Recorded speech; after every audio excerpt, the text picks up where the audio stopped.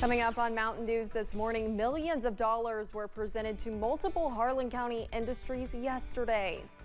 And Middlesboro presents its first ever key to the city to a man who spent time among the stars. Dedicated to Eastern and Southern Kentucky, this is WYMT Mountain News this morning.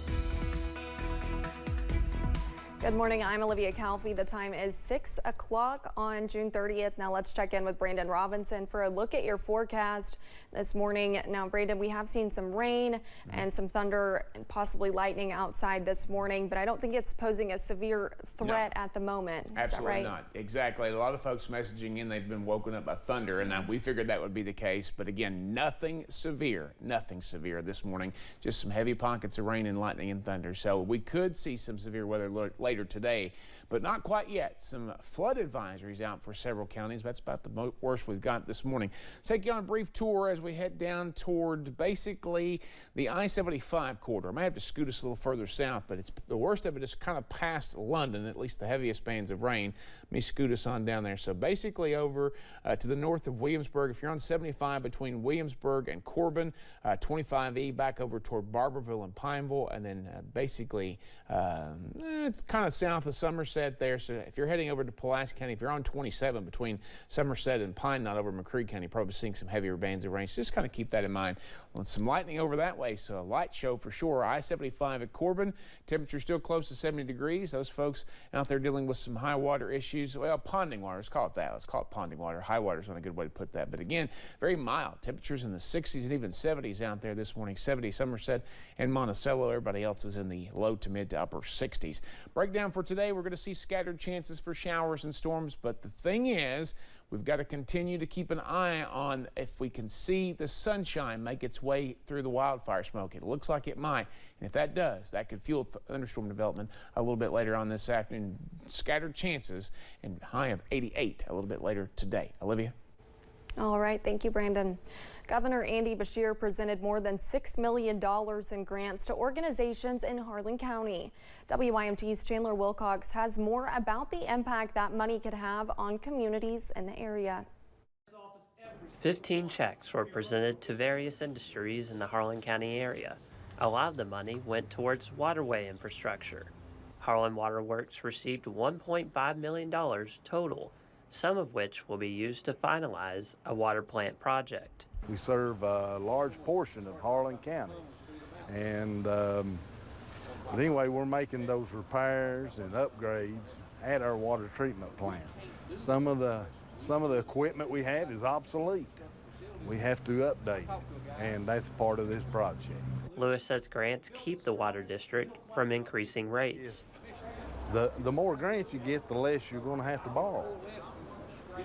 These loans cause you to have to raise your water rates, and when you raise your water rates, that's things that's not too kindly in the public's eye. Boys and Girls Clubs of Appalachia were presented $100,000, which they used during the COVID-19 pandemic.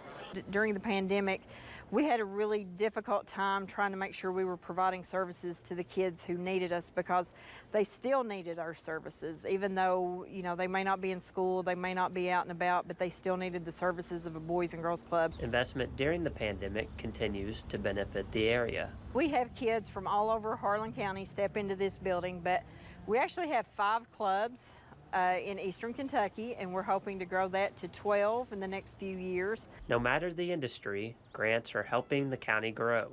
In Harlan, Chandler Wilcox, WYMT Mountain News. The Appalachian Regional Commission granted $3.8 million in funds towards projects in the area, and $1.6 million was presented from the Cleaner Water Program along with other grants. One Breathitt County family is transitioning from a temporary fix to a forever home after purchasing their FEMA temporary housing unit. Ashley Fallen and her kids were placed in a FEMA temporary housing unit after losing their home in last year's flood. Yesterday, the family became the first to purchase their unit. For me, it's been a wonderful experience. On the days I wanted to just throw in the towel, they've answered every phone call. They didn't give up on me whenever I wanted to give up. There's been days where we were like, oh, we don't even know if we can get you a unit to this spot, and everybody was great. They've really helped me through it. Harlan says she is excited to provide a forever home for her children. We have more about this story on our website at WYMT.com. In the past, we have covered several stories on the Kentucky River Regional Animal Shelter in Hazard, highlighting its overpopulation issue and what everyone can do to help. But now the shelter has a new partnership that staff is hoping will curb the issue. Thanks to grant funding from the Banfield Foundation, Starfish Animal Rescue and other organizations have partnered with the shelter for the HIP and SNP program. This offers low-income pet owners the chance to spay and neuter their animals for $15 to $20. One little accidental litter, it doesn't just stop there, because those pups could have pups, or those kittens could have, they could grow up and they're going to have kittens, and it's a never-ending cycle. And so really the only way to combat that is to spay and neuter them. Like, get it done as soon as you can, early as possible, and it's going to make a healthier pet for you, and it's going to save lives in the future.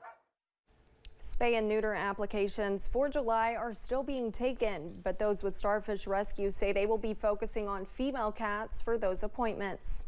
To learn more, you can visit our website at WYMT.com. It is that time of year when Americans everywhere will be celebrating the 4th of July holiday with family, friends, and fireworks.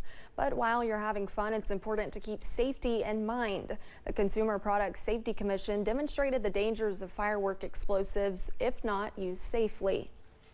So we recently put out a report to CPSC, and the findings are that we're seeing far too many deaths and injuries associated with fireworks.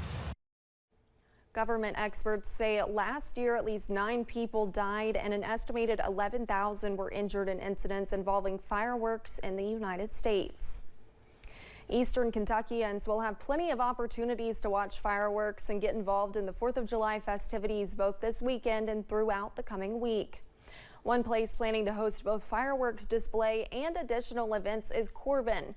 The city will kick off the 4th of July holiday with a fireworks show at the Corbin Arena on Monday, but the arena is not the only place to see a patriotic display.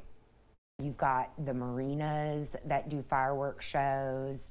We've got, Thunder Mountain Speedway, which is a huge attraction here in Corbin, doing fireworks. Thunder Mountain Speedway will host its fireworks show Saturday, while the Corbin Arena will host a concert, patriotic costume contest, and more, followed by a fireworks show at 9:45 p.m. on Monday, July 3rd. Members of the Middlesboro community gathered downtown for another night of music as part of the Levitt Amp music series. However, this year the community also witnessed history being made. WYMT's Jack Dimler has more from a special ceremony involving an astronaut from the mountains. A time full of music and a celebration of history being made. John Schaffner, an astronaut from Middlesboro, received the first ever key to the city. I grew up here as a kid. My whole life was about Middlesboro, and to now circle all the way back after all these years and be honored like this is very humbling. Just last month, Schaffner served as a pilot to the International Space Station. Schaffner is also listed as the 598th person to orbit the Earth, something Dana Green said speaks to his personality.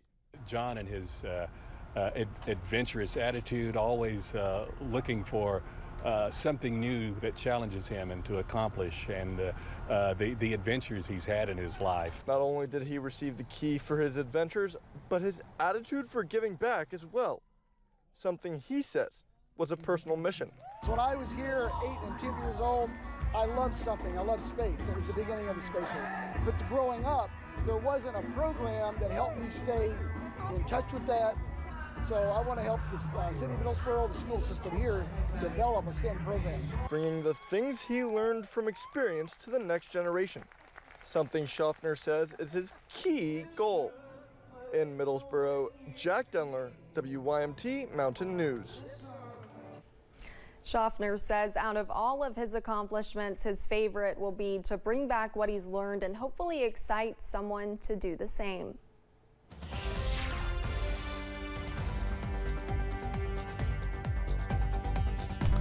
6:10 coming up on it here on this Friday morning. We're still tracking some heavier bands of rain across parts of the region. Again, no severe weather active this morning, but we see those showers and storms rolling through parts of the region. Lots of lightning, lots of thunder, and some heavy pockets of rain. So just be careful if you're traveling early this morning. Give yourself plenty of time to get where you're going. Let's take you into a couple of spots we've been watching there. Just north of McKee, south of Irvin there, Estill and Jackson County line, going over into Owsley County near Booneville, and then Lee County near Beattyville this morning. Also seeing some heavy pockets of rain. Scooting across into Clay County near Burning Springs, north of Manchester, seeing some pretty good rain, and near Shopville over in Pulaski County, seeing some pretty good bands of rain. Now down to the south between Corbin and Williamsburg, Barberville, back over toward Stearns and Whitley City, you're seeing again some lightning, lots of probably a light show down that way this morning. So if you're traveling I-75, 25W, 25E, or 27, probably seeing some pretty good lightning out there this morning. Temperatures very mild, especially off to the west. 74 Paducah, Clarksville, 75 Carbondale, Illinois,